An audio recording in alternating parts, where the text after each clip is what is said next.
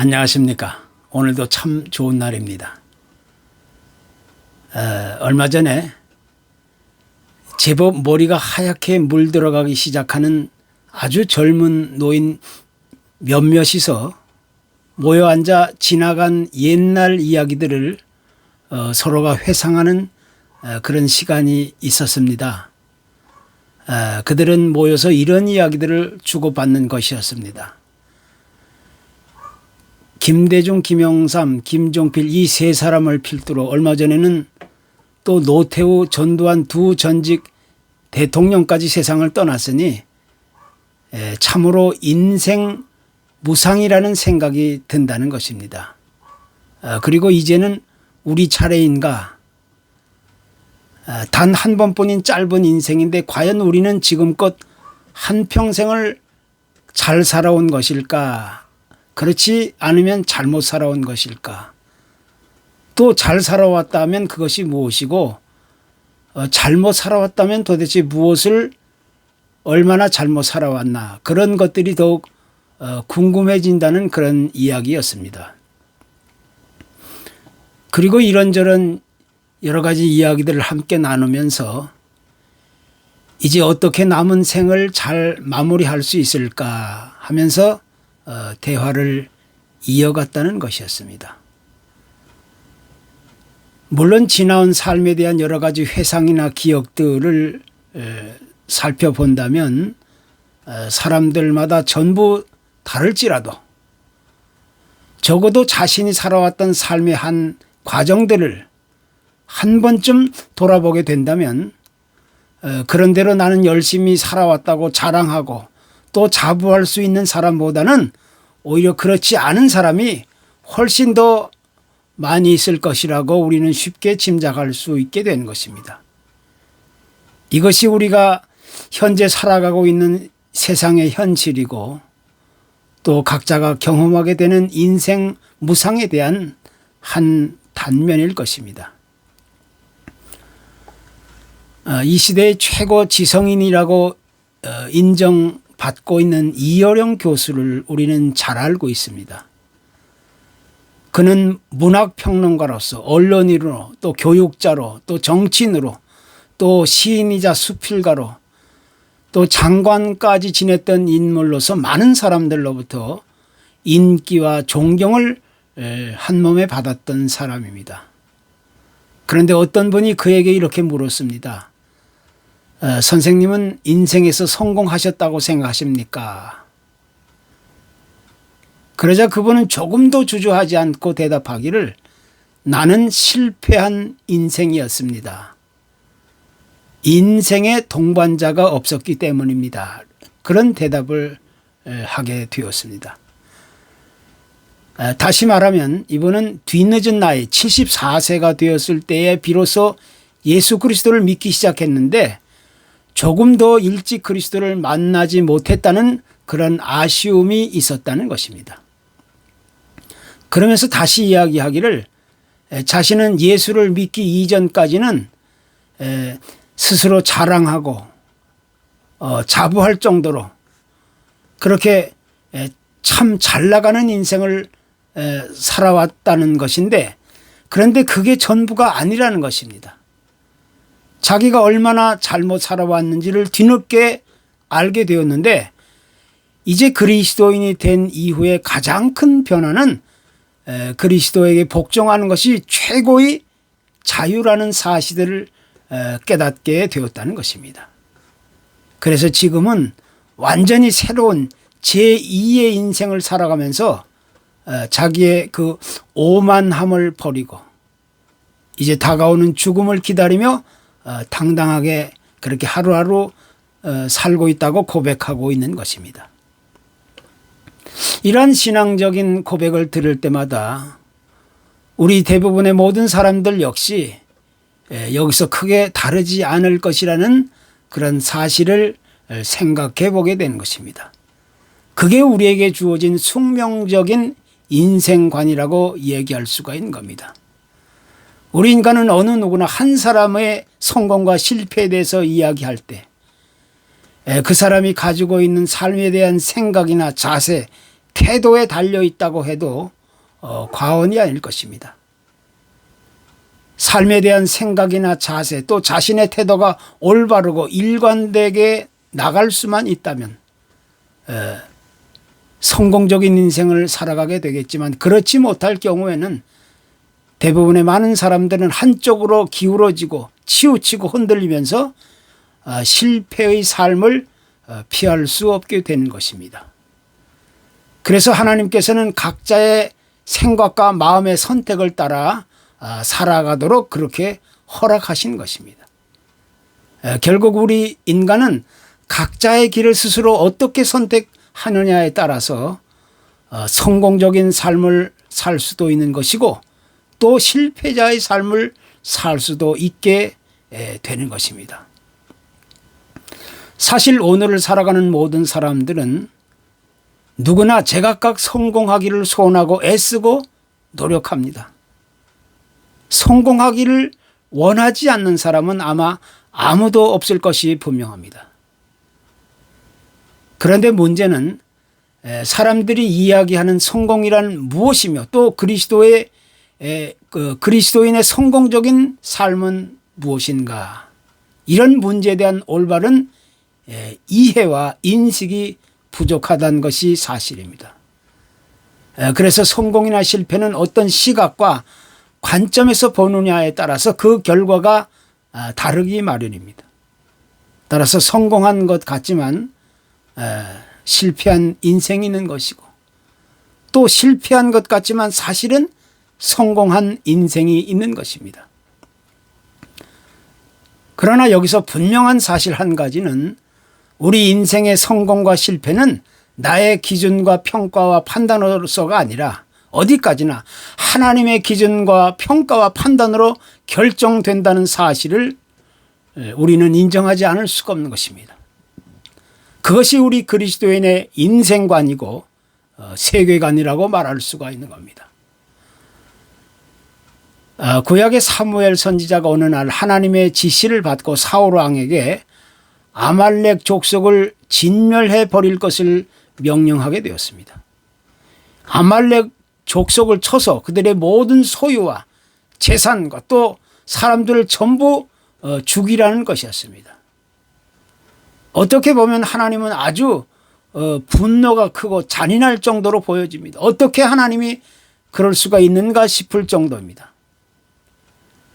그러나 여기에는 그럴 만한 이유가 있습니다. 이스라엘 민족이 애굽을 빠져나와 가나안 땅으로 향하되었을 때 그들의 가는 길을 방해하면서 비겁하게 뒤에서 공격해 왔던 사람들이 바로 그 아말렉 사람들이었습니다.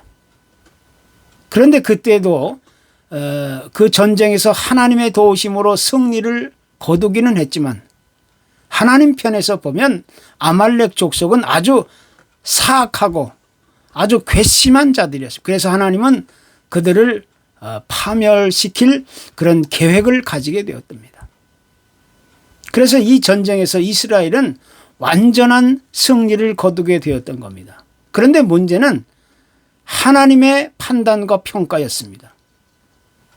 하나님은 사무엘에게 말하기를 전쟁에서 승리를 하긴 했지만 사울을 왕으로 세운 것을 크게 후회한다고 말씀하신 것입니다.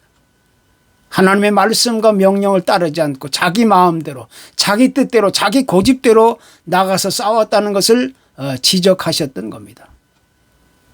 결국 사울왕은 하나님의 버림을 받아 다른 전쟁에 나갔다가 부상을 당하여 자살을 하게 되고 또 그 아들도 불행하게 전사하게 됩니다. 한마디로 말해서 하나님으로부터 버림받은 아주 비참한 인생이 되어버린 겁니다.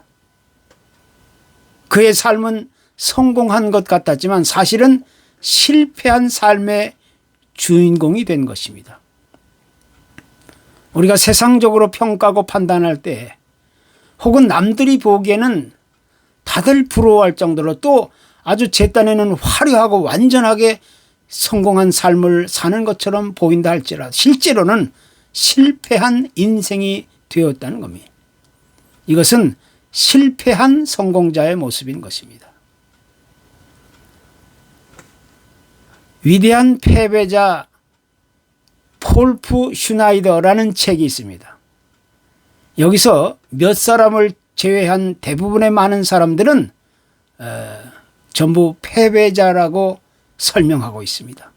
역사 속에 등장했던 많은 사람들은 전부 비참하게 또는 비극적으로 억울하게 타의에 의해서 인생을 도둑질 당하고 빼앗기고 박탈당하고 짓밟히면서 그렇게 살았습니다.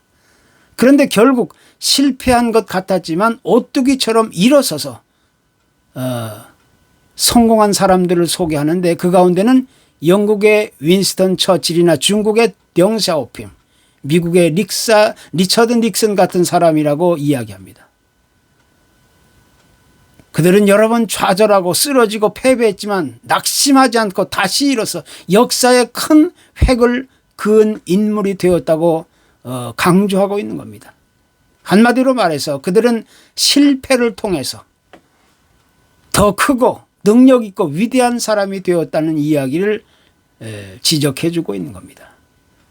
그래서 위대한 사람은 처음부터 뛰어난 재능과 능력을 보이는 것이 아니라 대부분 여러 가지 시련과 역경과 고난의 과정을 거친 이후에야 비로소 인생의 아름다운 유산을 남길 수 있었다는 겁니다. 이것을 우리는 인생 역전이라고 말합니다. 그런 사람들을 가리켜 우리는 성공한 실패자라고 이야기하게 되는 겁니다. 성경에 소개되는 많은 실패 주인공들 가운데 대표적인 한 사람을 꼽으라면 우리는 쉽게 신약에 베드로를 내세울 수 있게 됩니다.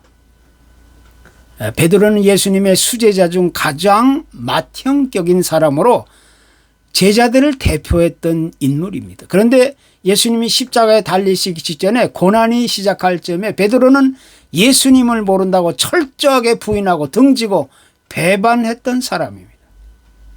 예수님을 모른다고 3번씩이나 부인했던 참으로 안타까웠던 인물입니다. 그 누구도 변명할 수 없는 참으로 완전한 실패의 주인공이 되어버린 겁니다. 그런데 예수님이 십자가에 처형당하시고 죽음에서 부활하신 이후에 본격적인 성령의 역사가 일어나기 시작할 때 베드로는 완전히 새롭게 변화된 인간이 되어버린 겁니다.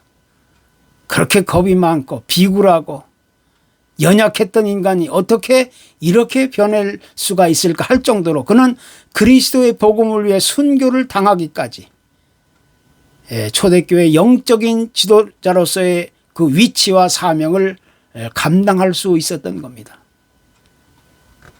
자기가 저지른 과거의 허물과 실수와 실패를 인정하고 회개하고 거듭남으로써 새로운 반전과 역전의 기회를 이룰 수 있었던 신앙의 그런 인물이 된 겁니다. 그래서 베드로는 우리가 가리켜서 성공한 실패자라 이렇게 얘기하게 되는 겁니다. 또 사도행전의 스데반 집사도 마찬가지입니다. 당시 종교 지도자들이나 일반 사람들의 눈으로 보았을 때 그는 완전히 너무 앞서 나가는 사람이에요. 어딘가 조금은 빗나간 사람처럼 보이기도 했습니다.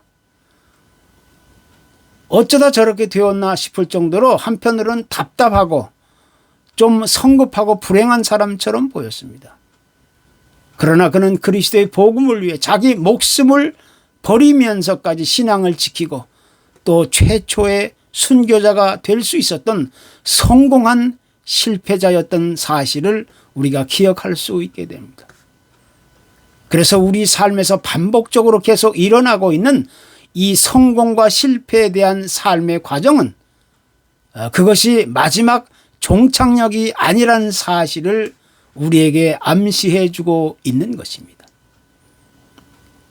한 사람이 세상에 태어나서 마지막 숨을 거둘 때까지 이루어지게 되는 여러 가지 모든 삶의 과정은 여전히 진행 중이라는 사실을 세상의 역사가 증명해 주고 있는 겁니다.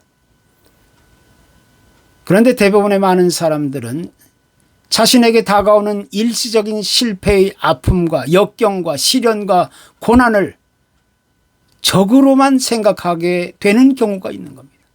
또 전염병처럼 자꾸 그것을 피하여 가려고 하는 겁니다. 또 어쩌다가 실패를 경험하게 되면 많은 스트레스로 인해서 스스로 고민하고 괴로워하면서 가능한 한 빨리 벗어나려고만 생각하게 되는 겁니다. 왜냐하면 거기는 기쁨과 즐거움이 사라지고 아픔과 슬픔이나 고통만 뒤따르면서 아무런 유익을 가져다 주지 못할 것이라고 생각하기 때문입니다.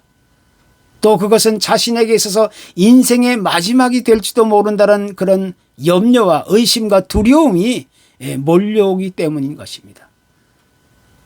그러나 무엇보다 중요한 사실은 우리 인생에 있어서 실패란 마지막 종착역이 아니라 성공을 이루어가기 위한 성숙하고 세련된 역경과 시련의 한 과정이라는 사실을 레슨해주고 있는 것입니다. 그래서 미국 격언에도 이런 말이 있습니다.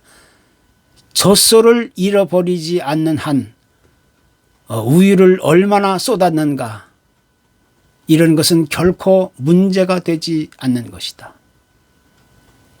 그렇기 때문에 실패를 인생의 한 과정으로 여기면서 앞으로 나아가는 사람들은 자신의 작은 실수나 허물이나 약점이나 오점을 가지고 스스로 괴로워하는 것이 아니라 오히려 그 과정을 통하여 더 배우고 경험하고 성장해 가면서 더 큰 결과를 얻게 되는 겁니다. 그것이 곧 성공한 실패자의 삶인 것입니다. 이 세상에는 각기 다른 크기와 또 모양과 종류의 다양한 실패들이 존재하고 있습니다. 사업에서 실패했던 거나 아니면 인간관계의 실패, 또는 남녀 이성 간의 실패도 있고 결혼과 가정의 실패도 있고 또 자녀 교육의 실패나 직장 생활에서의 실패도 있고 정치적인 실패, 또 경제적인 실패, 윤리적이고 도덕적인 실패, 신앙적인 실패 등 셀 수 없는 수많은 실패들이 우리 인생 여정 곳곳에 도사리고 있는 것입니다. 그러나 우리의 삶의 과정 속에서 반복적으로 일어나는 다양하고 복잡한 실패들을 내가 어떻게 받아들이고 대처해 가느냐에 따라 그 결과는 크게 달라지는 것입니다. 그래서 실패를 실패로 보지 않고 성공의 한 과정으로 보고 올바로 대처하고 극복해 갈 때 거기서부터 우리는 인생 후반전의 그런 반전의 승리를 꿈꾸게 되는 것이고 또 성공한 실패자의 삶을 얻게 되는 줄로 믿는 것입니다. 이 성공한 실패자의 삶, 그것은 나의 삶의 중요한 과제일 뿐 아니라 이제 나에게 운명으로 다가오게 되는 것입니다. 아무쪼록 성공한 실패자의 삶이 이루어지기를 소원합니다.